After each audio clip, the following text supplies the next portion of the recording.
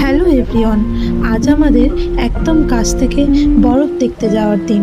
দেখো, নিচ থেকে সব গাড়িগুলো উপরে উঠে আসছে। পাহাড়ে গেলে কে কে আমার মতো এই দৃশ্য দেখতে ভালোবাসো অবশ্যই জানাবে কমেন্ট বক্সে। আচ্ছা, আজ আমরা প্রথমে কোথায় যেন যাব? এই তো ছাঙ্গু লেকে চলেই এলাম। বরফ দেখবো দেখবো করে চলে এলাম ছাঙ্গু লেকে। আর এখানে এসেই দেখলাম ইয়াকের শিঙে আবার রঙিন কাপড় জড়ানো। সবাই বলে না, ঠান্ডায় মোষের শিং কাঁপে, এখানে যেন এদের শিংগুলো কাঁপতে আরম্ভ করেছে। এই লেকের চারিদিকের প্রকৃতি এত মনোরম আর এত সুন্দর রোদ উঠেছে যে দেখে অবাক হতে হয়, তার সাথে ঠান্ডা হাওয়া।